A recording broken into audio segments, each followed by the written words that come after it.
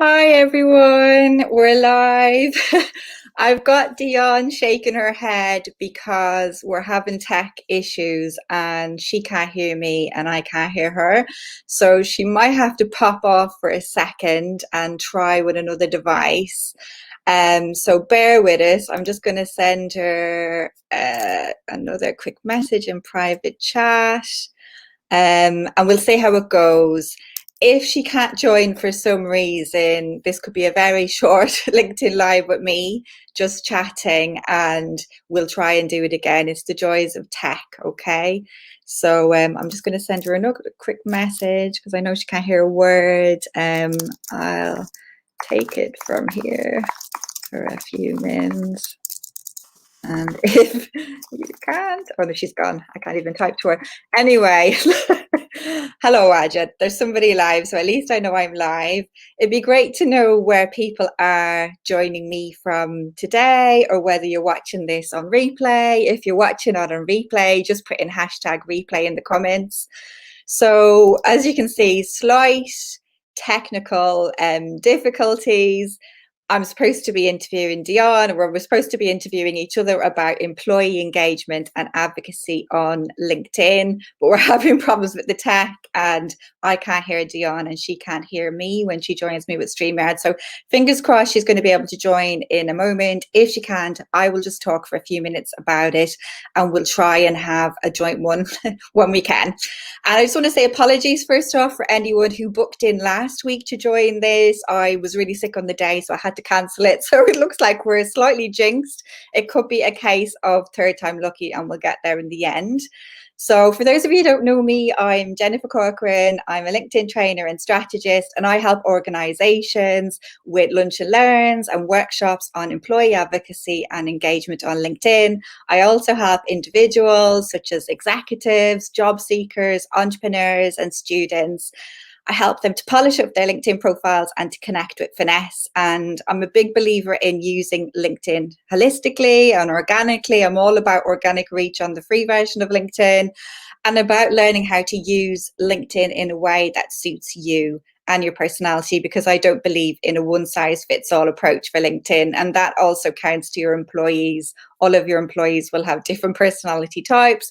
Some will be introverts, some will be extroverts, some will want to create content for your company, others will be happy to engage and comment and like, and others might prefer to engage in Messenger behind the scenes. And that's absolutely fine because we're all different. We all network in different ways. So no sign of Diana joining me, but I'm just going to chat a little bit about employee engagement and advocacy on LinkedIn, because I believe this is a very untapped area. When I do searches on LinkedIn and bring up various company types, it's clear to me that a lot of companies are not investing in their employees on LinkedIn. They all have different branding, different cover banners. Some of them have professional headshots, others don't. They're not really presenting the company in the same way. So the brand is mismatched. Which is a shame because I do believe your employees can be your biggest advocates and influencers for your company. And the biggest resource any company has is their employees. And especially in a time like now. So Dion has joined me again. Fingers crossed we're going to be able to hear and see. And let's see. Can you hear me, Dion? Okay. Oh, I'm trying to You can, turn I my can hear you. I can hear you. So this is great. Wow. I don't know which way to put this camera. Sorry. No, that's all good. That's perfect. That is absolutely perfect. I'm glad Cool. you're here. And don't worry, you haven't really missed much. I just did an introduction. I asked people if they were joining live or replay. I just introduced myself and I just chatted a little bit about employee engagement and advocacy on LinkedIn. And I was just saying that employees are the biggest resources that a company has. And if they're not tapping into those employees, it is a bit of a shame because they can be your biggest advocates and influencers. So I'll let you Yeah. catch up for a second. So as you can see, Dion's here and she's live, which is brilliant. So I'm going to allow her to just do a quick introduction so she can tell us all who she is. You might have seen her on another live with me. We did one last year about branding. So Dion, if you could just tell us roughly, who you are, and if you could just break down what you think employee engagement and advocacy is, that would be fab. Okay, cool. So I'm the founder and MD of DPS Brand Consultancy. So that's my business. I support predominantly service-based entrepreneurs and professionals to create a authentic, visible, and confident brand for themselves and for their business. And I also help them to ensure that they create their marketing and services in the best possible way. So that's basically what I do. I am a coach, a consultant, speaker, trainer, and a business growth mentor, which is one of my more recent accolades, which I'm quite proud of. In terms of employee brand advocacy, from my perspective, it's about supporting your employees to be their best, to showcase the best of themselves, and to showcase the best of your business. So if you're looking to improve your relationships with your employees, and help them feel engaged in the business and that they have something that they can share with their audience to support the brand, then that's what employee advocacy is. It's helping them with all those things that are both personal and professional to them in terms of their development and the development of the business. So that's what I see it as being. It's a lot more all encompassing than it sounds, and especially when it comes to LinkedIn, that's the perfect platform as a professional social media platform to help your employees to really showcase the best of themselves and the best of the business. That's brilliant. So it's very much a win-win, and I totally agree. It's about empowering your employees really as well to put their best foot forward. And it was really interesting. For those of you who don't know, myself and Dion, I'm just going to do a blatant little show off here. I don't know if you can see it on the screen. We created, I can hard, yeah, you can see it there. Yeah. We created this white paper recently, and we've shared it in the event page for this LinkedIn Live if you look in, and I've shared it on my home feed. And if anybody wants a copy, reach out to us. And I posted it the other day, and one of my LinkedIn connections, Jodie, came back and raised a very valuable point, which I had kind of forgotten about. A lot of companies block LinkedIn and social media on their firewalls. And it reminded me that I actually had that issue in the past as well. And I think it's such a shame when they block LinkedIn, because it is such a valuable resource for employees. It's the largest professional network in the world. And I remember in one of my roles, I had to submit a business case to HR so that I could get access to LinkedIn. And my boss approved it, and then eventually HR approved it. But I was like the only PA, office manager in my company, to get it because I put forward the business case. And I definitely was using it in my role. I wasn't on LinkedIn to find a new job. I was on LinkedIn to actually do my job better. So I was, connecting with my colleagues around the world, my clients, suppliers to the company, peers, so I could, learn and develop and do my job better. So I think, hopefully, now I last left corporate in 2016 before setting up my business, but hopefully companies are getting a bit more on board and giving their employees access to LinkedIn and not thinking of it as Facebook or Instagram or Twitter or TikTok or Clubhouse or any of the rest, because it's different. So I don't know if you've ever had that experience in companies where you were blocked access to LinkedIn as an employee. I think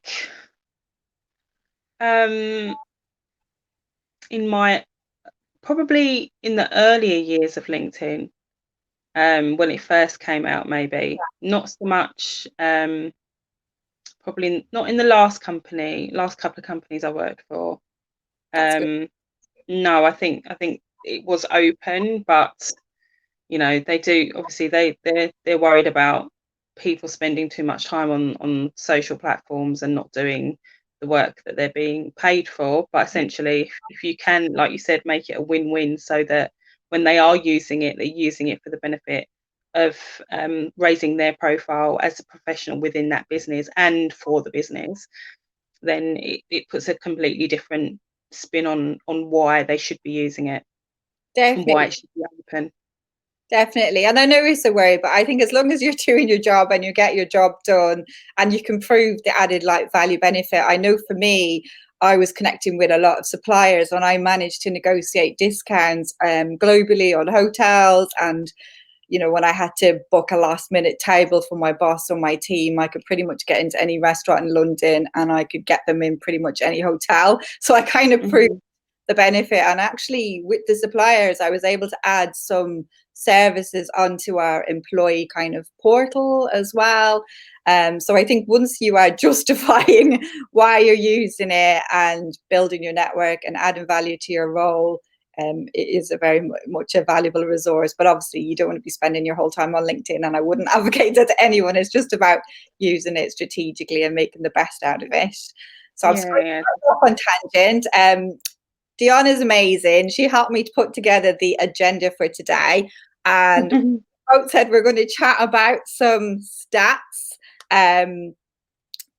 You have, first of all, put in the agenda company pages and also personal branding on LinkedIn. So I don't know if you want to start, Dion, and just chat a little bit about what you think personal branding on LinkedIn means.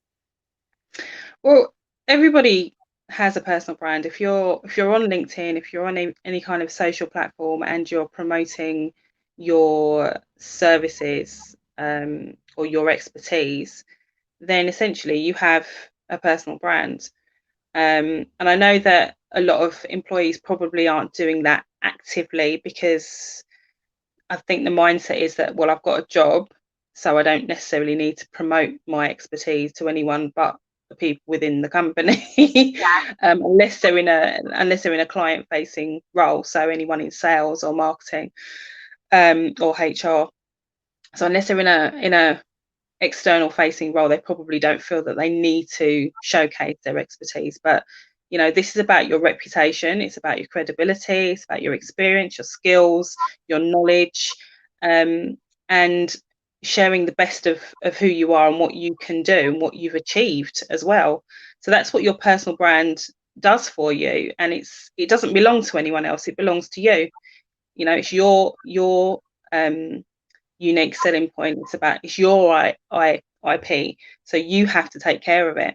Whether you are with one company or another, or you're working for yourself, it's yours. So that's the main thing I want to get across to people about their personal brand. And LinkedIn is the obvious and ideal platform for sharing your personal brand because it is a professional platform. It is about your knowledge, your skills, and your experience, and what you can share with your customers and clients, and show your leadership, show your ability to do your job to the best of your ability. That's what LinkedIn is for, and to make those connections and build those relationships. So it's super important to take care of your personal brand if you are showcasing yourself as a professional. Definitely. I love that. And you've reminded me of a comment earlier on today, and I could see that actually I did a LinkedIn Live this morning with the lovely Adam Woods, and he's on. And we were also echoing that, your personal brand is your USP. There's only really one of you in the world, so you have to fully embrace that. And Yeah. we all have a personal brand, whether we're aware of it or not. It's what other people, to quote Jeff Bezos, it's what other people say about you when you're not in the room. So it's about how you're showing up in real life and online, and your reputation and your credibility, and your personal brand carries throughout your life and your career and your business. So you really need to invest in it because you're going to have that longevity of a career or a business, hopefully, and that personal brand will go with you. And I think a lot of employees or individuals think they don't really need to explore that brand, like you said, because they work for somebody else. But you're working for yourself at the end of the day, As and well. you don't know who you're going to end up working for down the line. Maybe you're going to have a change of direction, or maybe you're going to want to set up a business, or maybe you're going to want to transfer to another department within your company. So you really need to showcase your expertise and the value you bring. And I do think, especially in the last year with COVID, we're seeing a lot more employees and companies really having to embrace a more entrepreneurial mindset, because the world has changed. For example, I used to be a PA. Now all PAs are VAs. They're all virtual, and we're all managers of our time and our days. So I think you really have to embrace that kind of growth mindset and invest in who you are as an individual. And a lot of people don't invest on LinkedIn. They are shy to kind of embrace their skills and their expertise. I get lots of people saying to me, oh, I don't want to write too much in the about section. I don't want to bore people. I just do a sentence. And I'm like, no, this is for you to toot your horn and your value. And it will enable you to connect with people faster because they look at your profile and they'll go, okay, he or she looks the part. They look good. I want to chat with them. I want to connect with them. They look credible, so you're not doing yourself a favor by not kind of investing in your personal brand. Yeah, definitely. Yeah, I definitely think it's something, and I'll be honest, I never really heard much about it, learned much about it when I was in corporate. It's something I've kind of embraced really since I set up in business. But I do believe all employees need to embrace it really in order to really just make the most of yourself on LinkedIn and to build that career or business that you love. So I'm going to go off tangent here, but I'm trying to get back to my Dion's very good. She knows I like to ad lib and go off. So we're kind of on strict little deadlines with our coaches. So the next section was company pages and employee advocacy. So if you are a company, you have a company page, and if you don't, you should have a company page because it's a place where all of you can showcase everything great about your company, and your employees can also actively share content from your company page. For example, if you are hiring new staff, they can share that on their personal profiles. And who wouldn't want to share job vacancies at this time? It's a really great thing to do. They can also share valuable resources from your company page. Maybe you've just written a white paper like we have, or you've got some interesting information or stats or videos or any kind of content that's educational or informative that you want to share with your wider network. And I think it is a great place to start really when it comes to LinkedIn and making the most of your employees and getting them to be advocates for you, because it's far more powerful for an employee to say your company is great than for you to say it's great yourself. I did a study and they said, there's 7 times more reach when an employee shares something than the actual brand itself.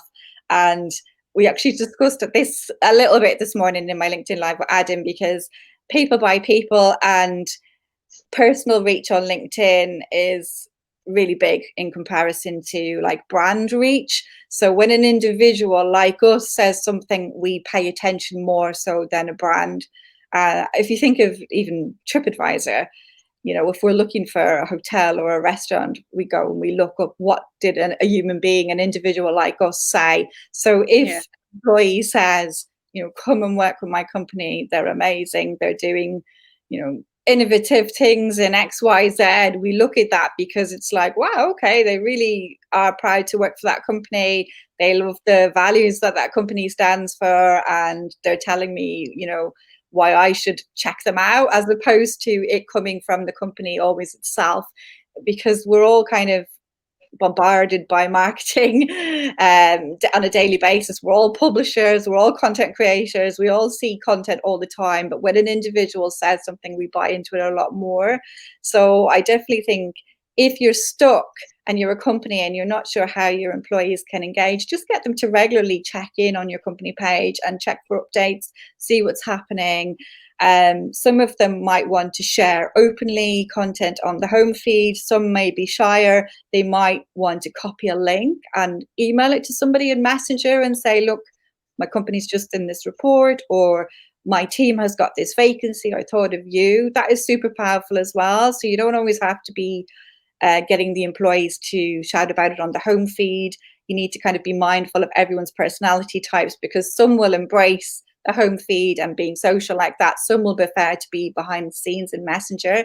But I definitely think it's an amazing resource for your employees to engage on and to comment and to share. So I'm trying to stick to the agenda. Dion's given me a few stats, and we were just going to chat, well, some general stats. according to Status Brew, close to half the world's population, just over 3 billion, are on some kind of social media, which is huge. So really, if your employees and staff are not on LinkedIn, there are close to 725 million professionals around the world on it now. You really are missing out on a trick, because LinkedIn has massive organic reach in comparison to any other platform. And like we said, it's the professional platform.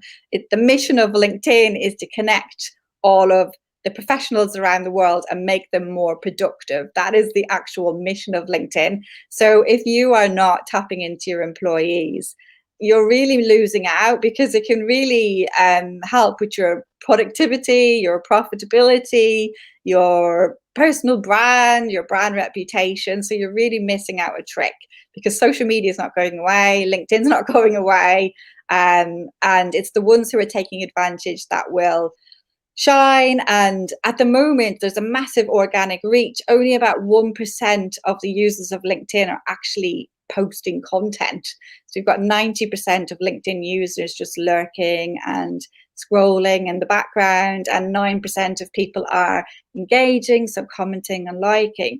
So how amazing if you could get your employees being the 1% of content creators, or even engaging, being in that top 10% and actively engaging with your company page, so that it trickles onto the home feed, their home feed, and it can reach their first, second, and third degree connections. So you're really missing out on a trick if you don't really. That's a really, sorry to cut you, that's a really interesting stat when you think about that, there's over 700 million people on the platform, and only 700 odd thousand are posting. That's Yeah. that's you know Huge, that's not huge potential. Yeah, that is huge potential, because if you can get your company to our job, our mission with what we're doing today is to get more companies to join that top 10%, as you said. So we can increase that level of reach, and increase that statistic, because that's something that we can all benefit from as business owners and employees. So definitely huge potential there.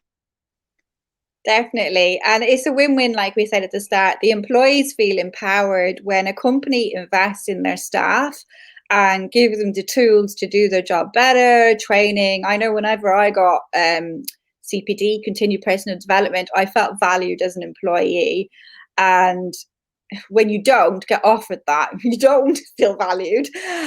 So when you do feel valued, you are going to shout out about your company, and that can reap benefits for the companies in question. So it's a great thing to tap into.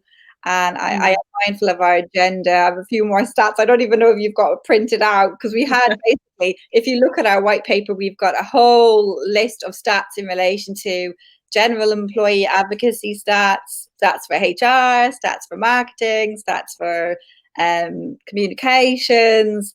So I have you down, Dion, as sharing some of the stats for marketing, and I think it was branding, for sales and communication. So employee advocacy stats for marketing, and all of these are in the white paper too. So it's, don't worry about writing them down if you're listening to this call. But so brand messages reached 561% further when shared by an employee versus the same messages shared via official brand social channels. And that's a stat from MSL Group.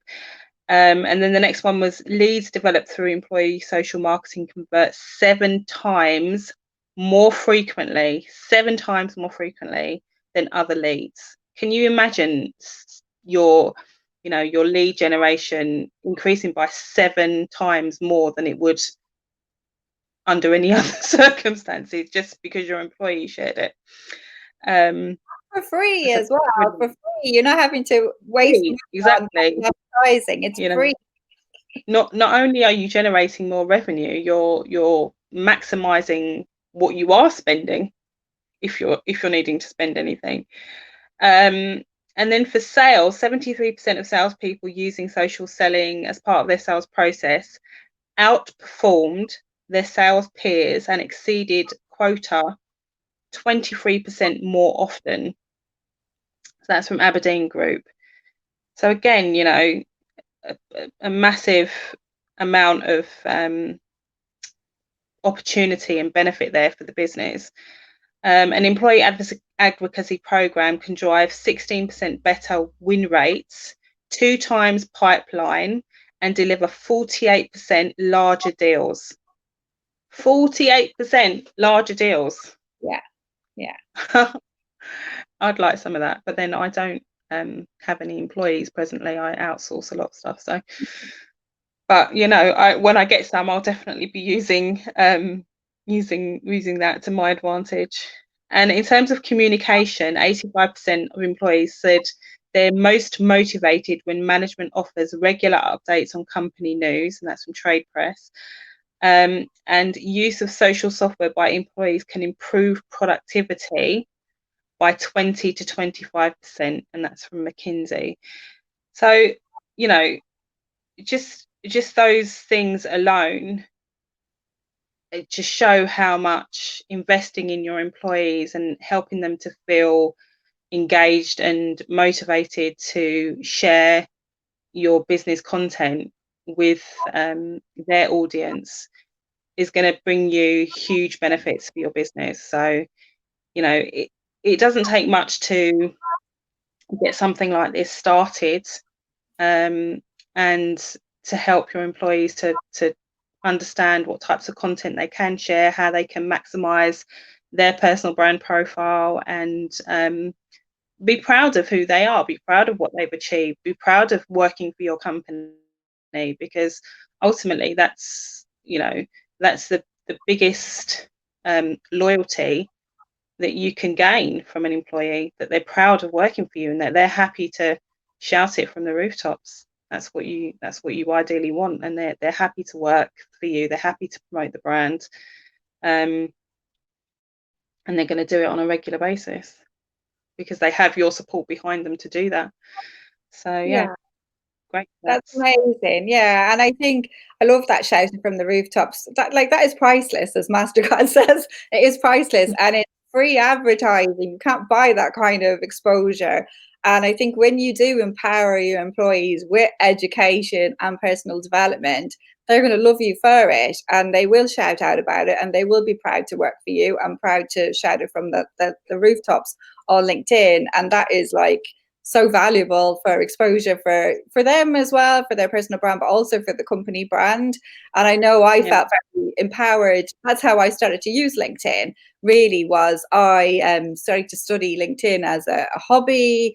But then I positioned it. I went to my boss. I wrote a business case. I had paid for it training independently, and I presented my case and said, "Look, actually, I've been using this in my day role, and it's allowed me to achieve X, Y, Z." And they were like, "Fine, cover the cost of my training." And actually they empowered me to go off and do a whole lot more training, because they could see the value that I was adding to the company. While I was in my last role, I was lucky enough to win a few awards. So I won a regional award, the most networked PA in London, which was really good for me at the time. Like I said, it really helped me with hotels and restaurants. I could just kind of tap into lots of suppliers and really benefit my boss, my team, and my company at large. I also won a National Rising Star Award and a global award from Pittman as one of their super achievers. So not only was it good for me as an individual, it was good for my company, because it showcased that my company was investing time and training and knowledge into their staff, and it was a great place to work. So I do think it's definitely a win-win when you empower staff and then they get that confidence to take off. And initially I was quite probably shy on LinkedIn for a few years and focused mainly on Messenger. Like I said, building up those relationships with colleagues and clients and suppliers, peers. But then I started to get braver on the home feed, initially starting to be that 9% engaging and commenting and liking, and then being brave enough to actually start to post. and post things of value that were of use to me and my profession, my company. I was always mindful that I was representing my company, so I was never like rogue. I always wanted to come across as a professional person and a good representative of my company's brand. So I do think that when companies do invest in the training of their staff, it does pay off dividends. And I know there is a stat, and I always forget the end of it. I know there was an advocacy program, and it was done over in the States, and I don't know if I've got it here, but I remember reading. I think they had. Do I have it? Sorry, guys. I don't think I have it here. It is in the white paper, so bear with me. We put a lot of stats in there, but it was basically saying an active advocacy, employee advocacy program saved one company 1.9 million in paid advertising, that exposure. So it just really does help reap dividends for the company. And I'll just give, before we wrap up in the next minute or two, there was an employee advocacy stat for HR that I wanted to share, and I'm pretty sure you'll all relate to this. 79% of all job applicants use social media in their job search, according to Glassdoor, okay? And companies are looking for employees as well on LinkedIn. And myself and Dion know, having done research before our white paper, we have brought up quite a few companies in different industries and fields, and then we've looked across their staff and we can see that a lot of companies are not investing in their employees because they all have haphazard profiles, different cover banners. Some of them have professional headshots, others have crop pictures on a night out. Some of them are representing their company as well, but it's definitely not trickling through the company. We can see there is no kind of social media policy in place for LinkedIn, and it's not a great impression. I think that's the thing. You got to remember, as a business, your employees are your brand. They are representing your brand. They are showcasing, who you employ. Yeah. So definitely. As much as you don't want to take over their profile, because it is their profile, it's personal to them.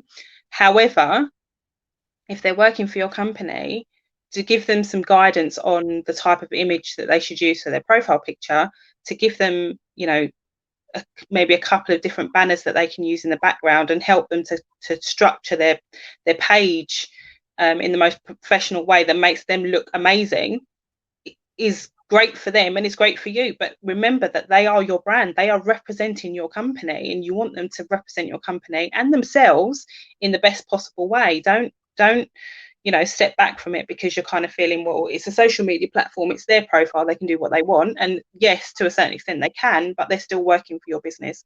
They're still representing your business. When other people come to their profile and look at who they are and what they do, like it or not, they're going to form an opinion. Yeah. Do you know what I mean? They're going to form an opinion of that person based on what their profile looks like, or or what information's on there or not, as the case may be. So help them make it the best that it can possibly be for themselves, but also for you. Yeah, definitely.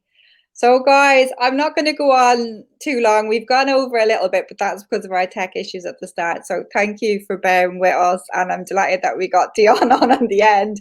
As you can see, the joys of tech, you never know what's going to happen, but we were resilient and pushed through. So don't let it put you off attempting any tech, because, excuse the language, but shit happens sometimes, and you just have to push on through, and we got it to work in the end. So yeah, sorry. Much.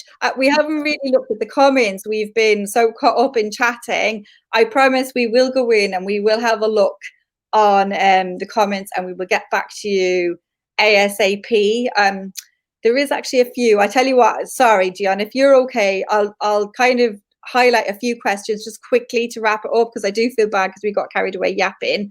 I'm going to just bring this one up here from Steve. How do showcase pages fit in? Do they have good reach? What's the benefits? In my mind, showcase pages are not worth it, so don't bother. Okay, so quick answer, okay? So there's something that you can attach to your company page, and you could create a showcase page for a new product or a new service, but reach-wise, they don't get great reach. so a lot of people, so for example, if you were a business owner, maybe you've written a book, you could have a showcase page for that book, or you could have a showcase page. Just say you're a large company and you host an annual event, a conference. You could create a separate showcase page for that event, but they don't have great reach. So I would say focus on your company page first and get good traction there before you create your showcase page, okay? Because you won't get good reach at the start, definitely not. So I'd say focus on building your company page first, and then maybe down the line look into showcase. But yeah, they don't have great reach in my mind. So that's a quick one. Adam has said, forward-thinking companies will empower their employees to build their brand. Absolutely. I'm just going to show David has, what value do LinkedIn company pages have if personal pages are a bigger draw? Well, there's so much I could go into here, and this is a whole other LinkedIn live, and I promise I will do one on company pages. I have a blog written attached to my profile on company pages, and I've also just launched a new course on LinkedIn company pages called LinkedIn Company Page Success. The thing is, if you don't have the main reason, there's two main reasons for a company pages. One is brand positioning. So you want all of those employees to be linked to your company page, and you can see the logo on their profiles and they're showcasing your brand. Two is paid advertising. If you want to do any kind of paid advertising as a company, you need to have a company page. But another really important reason is you want to have a company page, because if you're just relying on individuals, okay, who build their network and their personal profiles, well, people change. You know, they build up their networks and then they quit your company and they're gone. That's why you need a company page, because the company page will remain regardless. All employees can plug into it and it will carry on. And it's also a resource in one spot. Your employees will be saying disparate things all over the place on their individual profiles. Whereas when you come to a company page, it's a resource hub all in the one spot. And when people follow a company page, you know, they're genuinely interested in that company. So when we connect with people and as individuals, they may not necessarily be interested in what we do. They may be, but they may not. They're connecting with us as an individual. But when you follow a company page, you know what to expect, and you're signing up for what that company page is sharing. So I believe you need both.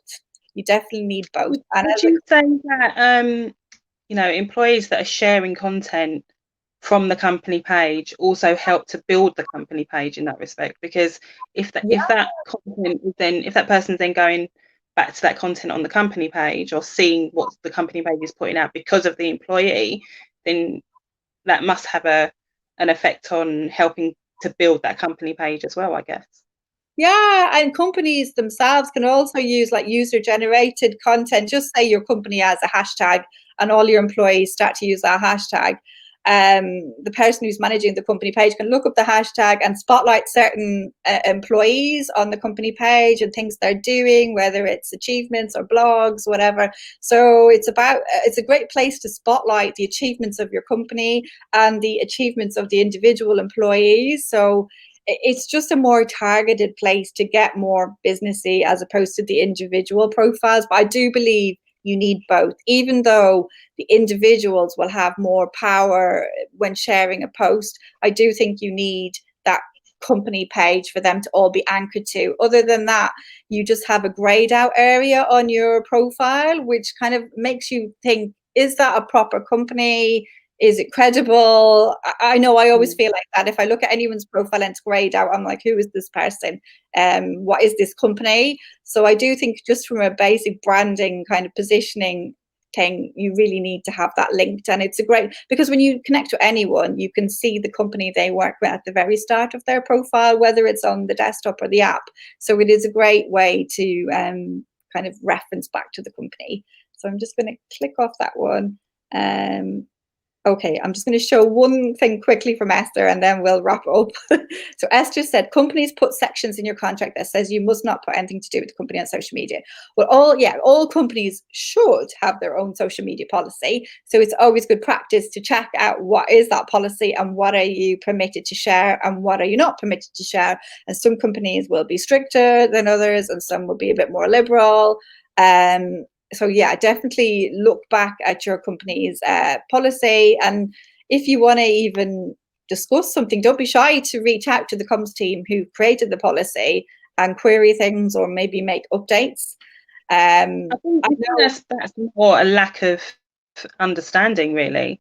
I mean, I can understand if it to a certain extent if it's Facebook or Instagram, but when it comes to LinkedIn, it's a professional platform, and it's there to serve the business as well as serve the employees, and get them in front of the right people. So if a company is going to have that kind of section in their contract, they can at least say, for LinkedIn, you're allowed to share content from a company page. You're allowed to put out, things about job vacancies and stuff like that, and give them that guidance.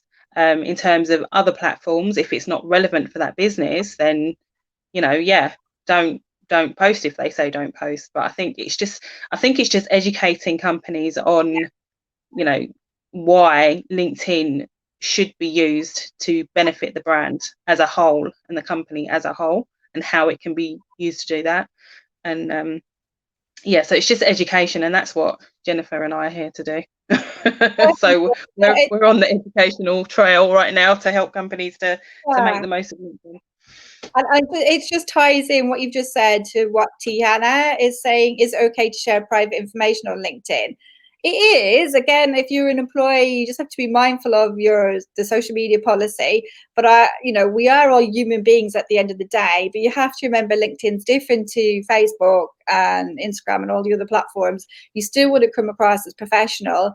You can be a human being and you can show up as a human being, but I wouldn't say, I wouldn't be sharing personal stuff the whole time, unless, you just want to present yourself in the best light and your employers in the best light. So I think every now and again is fine. But if you were sharing something personal every day, I think these are the kind of things that are blocked in the social media policies, that the companies want to know you're on there and, you're using LinkedIn for work. It's not all about you as an individual.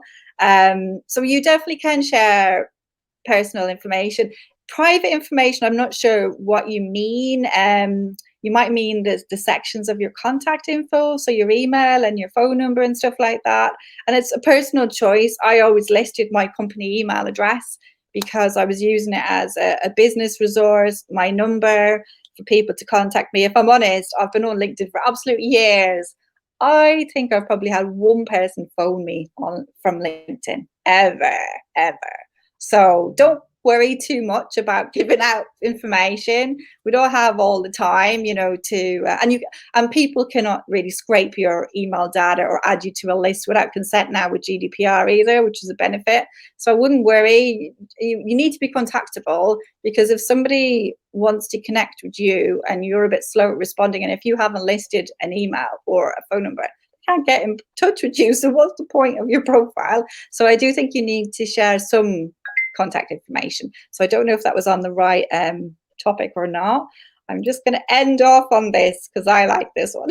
Okay. So as Marcia says, really informative session, Jennifer and Dion. Thank you. And thanks for everyone for joining us. Sorry if we went a bit off tangent and a bit longer. We had a bit of tech issues at the start. But as Dion has said, this is what we're here for. Dion helps to put together programs for companies. I roll out workshops, webinars on LinkedIn, employee engagement and advocacy, raising your brand, tapping in.